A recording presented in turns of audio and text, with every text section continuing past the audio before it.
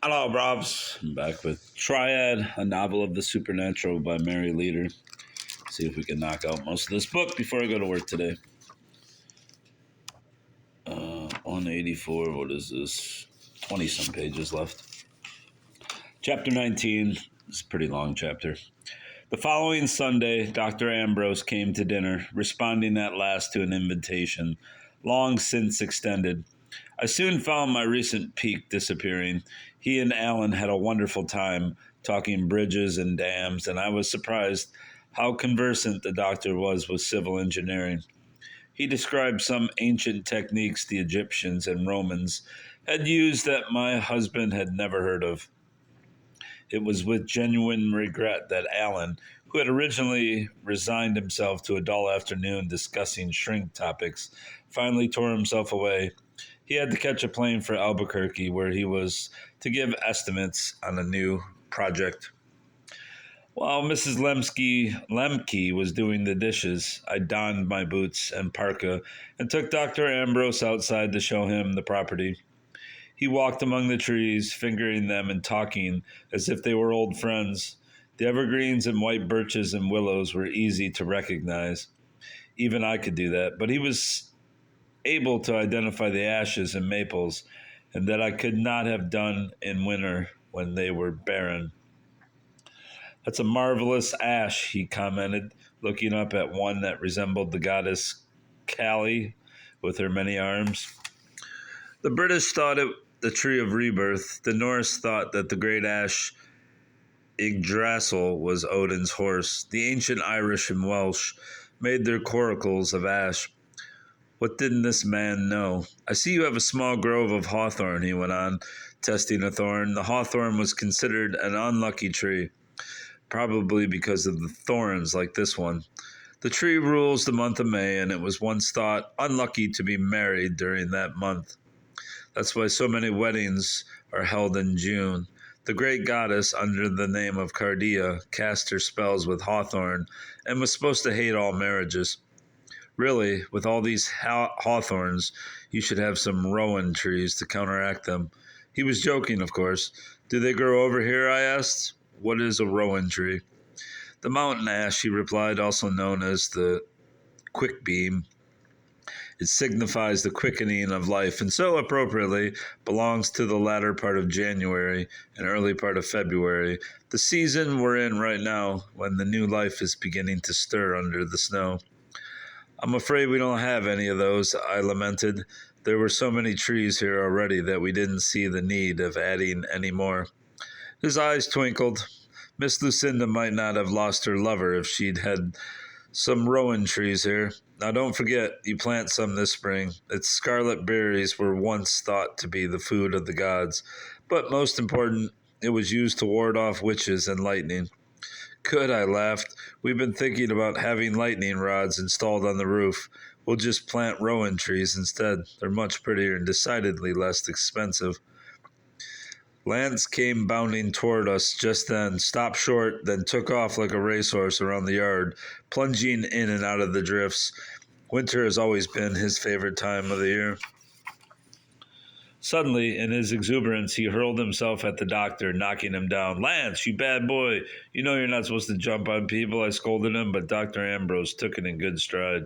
That's a fine dog you have there, he said generously, brushing the snow off his coat. Your protector. He was letting me know that you're his property, you know. Lancelot, the Queen's knight. You psychoanalyze dogs too, I responded, joining in the merriment. Oh yes, and pigs and cats and horses and elephants too. I'm especially good with elephants. Do you have any? Sorry, the one we had got stage struck and ran off to the circus. The air was clear and exhilarating, making one feel lightheaded and prone to nonsense. Tell me more about the trees, I prodded him. Well, I was just looking at your aspen tree over there. Aspen trees? Yes, your willows. Did you know that the willow is a source of salicylic acid? The ancients used the bark and leaves to cure rheumatism and other aches and pains, and his eyes bored into me in mock seriousness. The willow is worshipped by witches, since it's sacred to the moon goddess. What about the birch? I asked, pointing to one. The birch symbolizes the beginning of life and is lucky, unlike the elder, which rules the last month of the Druid year and is therefore the death tree. December 23rd, by the way, your son's birthday, is the extra date of the lunar year and is governed by no tree. He paused by a gnarled and twisted apple tree. Now here is the noblest of all, he remarked. At least the Druids considered it so.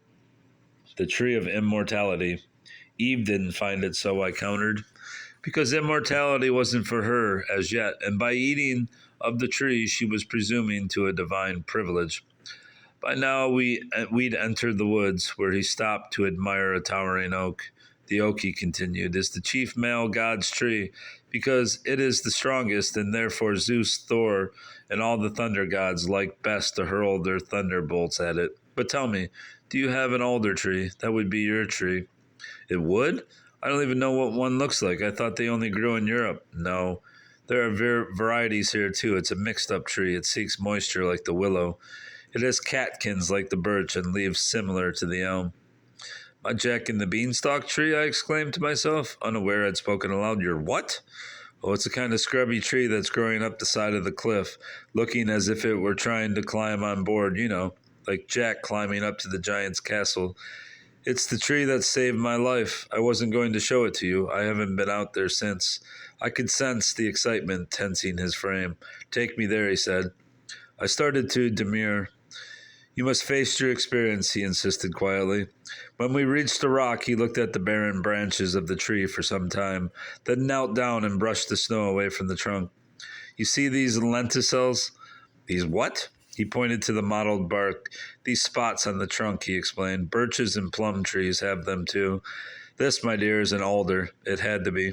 Why? It didn't seem like a game anymore, and he was less and less a psychiatrist. Because the alder was associated with the god Bran and his sister Branwen. Her son's name, Gwern, even meant alder. An alder was so sacred that anyone who burned one was punished by having his house burned down. When it is cut down, the wood bleeds crimson like a man, and it yields 3 dyes, red, green, and brown, signifying fire, water, and earth.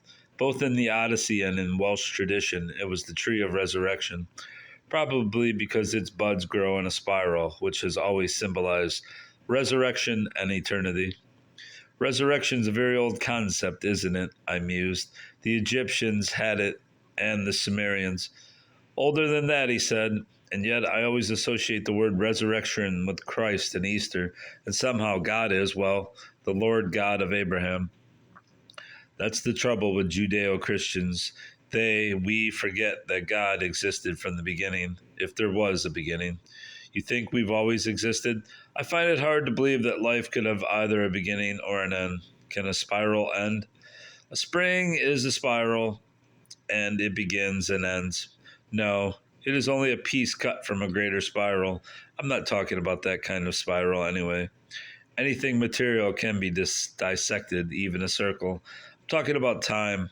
But that too is divided into seconds and minutes and days and months and centuries and millennia, and still its coil winds upward. Can we stop time by assigning dates to it?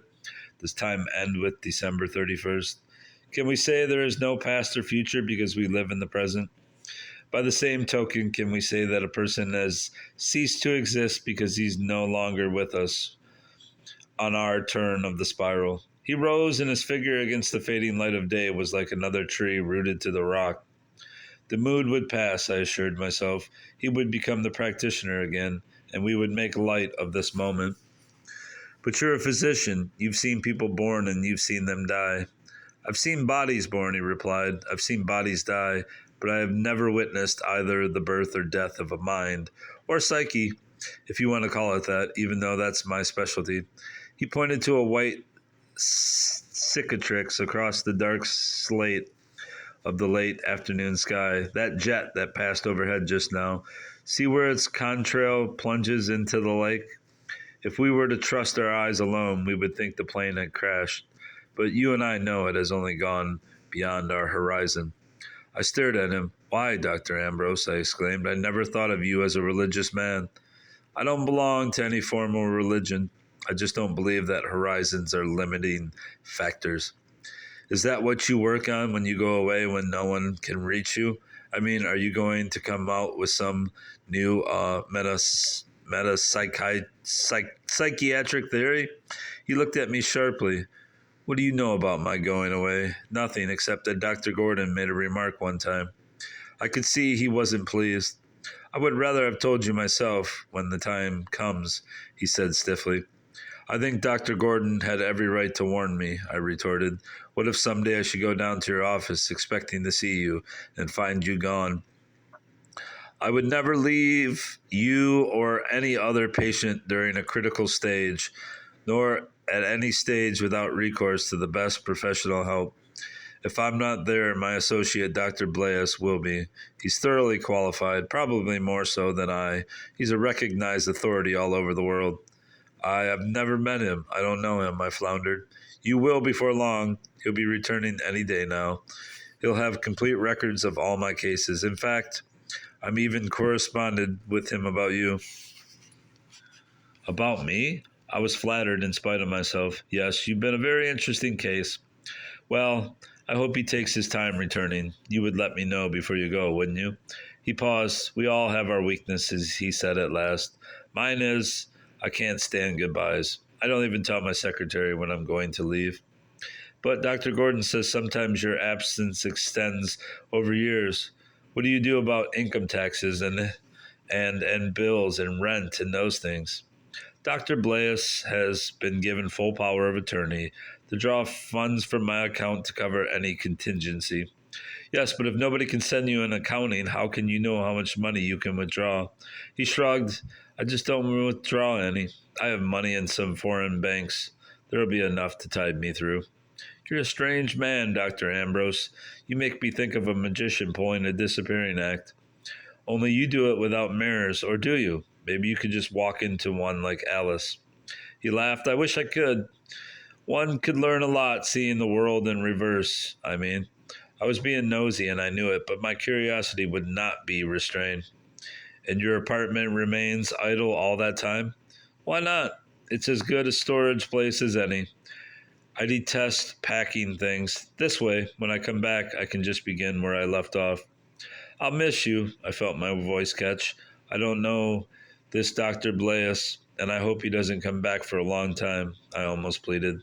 Then you can't leave. A dizziness assailed me as though a crutch were being yanked out from under me. His heavily gloved hands holding my mittened one steadied me. Brandwin, he started to say. But whatever it was lost on me, for apparently Phoebe decided to come out at that moment. Wow, shit. I can imagine how bored she must have been with our conversation. What she said or did, I don't know.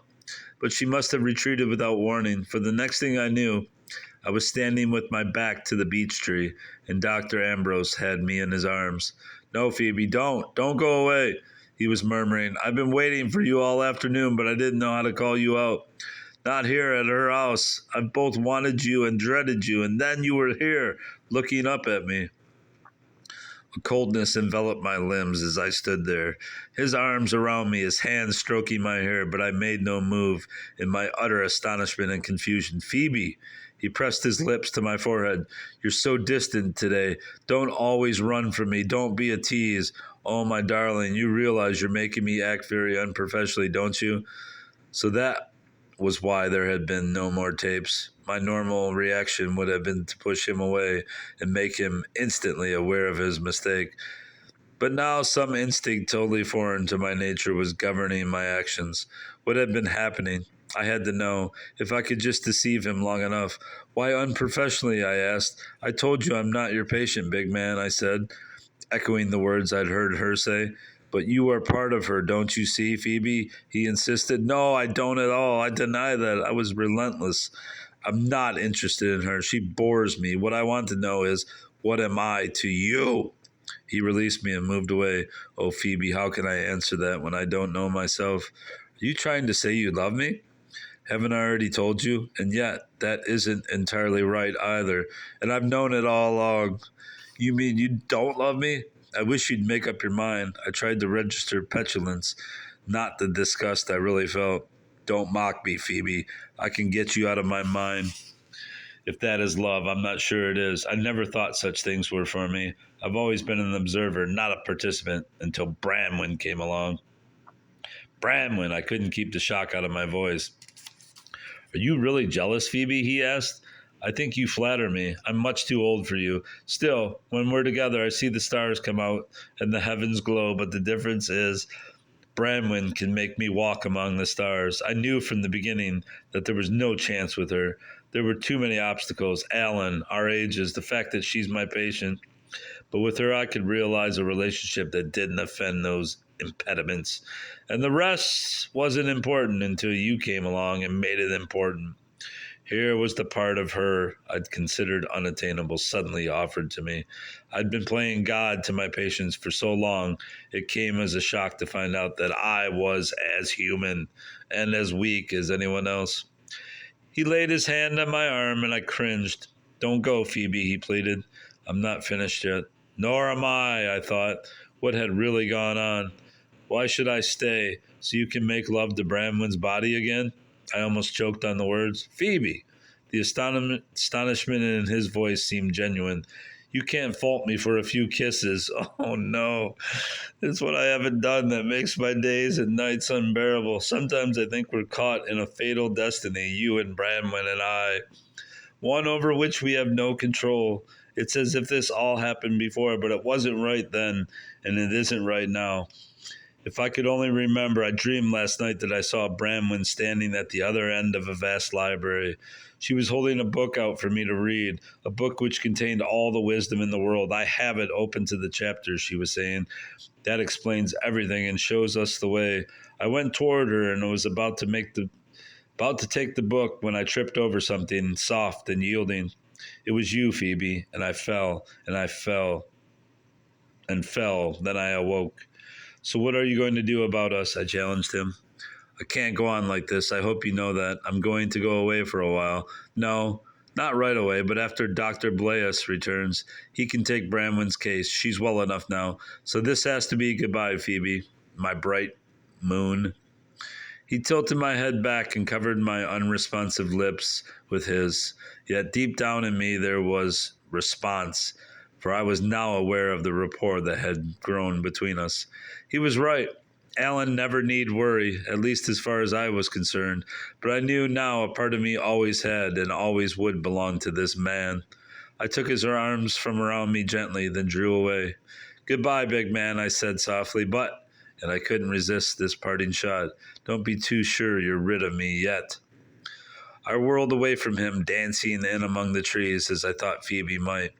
He started after me, but just then Lance joined in the game, and I leaned down to rough his ears. When I straightened up, I was myself again. I beg your pardon, Dr. Ambrose, I said. I'm afraid my mind wandered. You were saying? He reacted instantly and with aplomb. I was telling you I wouldn't think of leaving until Dr. Blaius gets back, but your visits will be less frequent from now on. I want to see how you do on your own. He talked easily as if nothing had intervened, but suddenly he seemed very, very old, walking toward the house with a heavy, measured tread. It's getting dark. I hope you're not chilled, I said. We'd better go in. If you're not going to see me so often, Dr. Ambrose, do you mind if I postpone tomorrow's appointment? I have some things to do, and you're right. I must start depending on myself.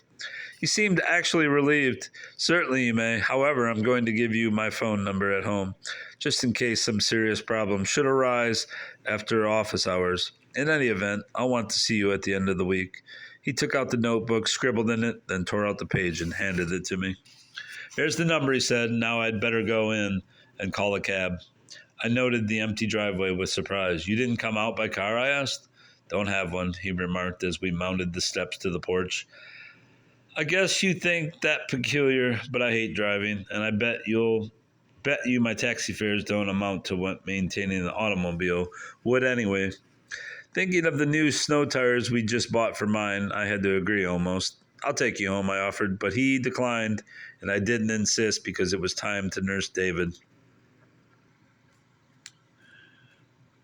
As I watched the cab slew out of the icy driveway, A feeling of both relief and sadness came over me. Phoebe, how could you? I scolded. Don't you have any shame? Why did you have to go and ruin everything?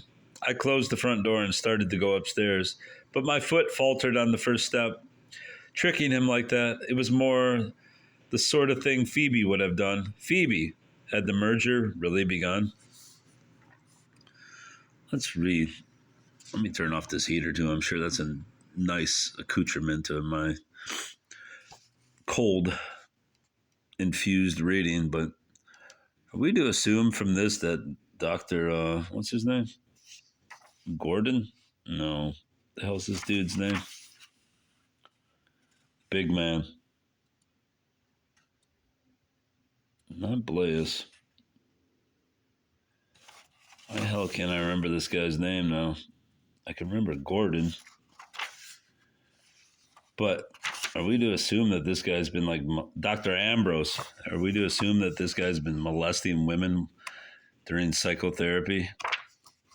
Hey, you got multiple personalities, and the other one that comes out during the things that I'm not recording, I'm molesting you. What the fuck? All right, well, we got 14 more pages. I probably should be able to knock this out before I go to work. 15 pages. All right. Goodbye, bruv. Goodbye, bruvs.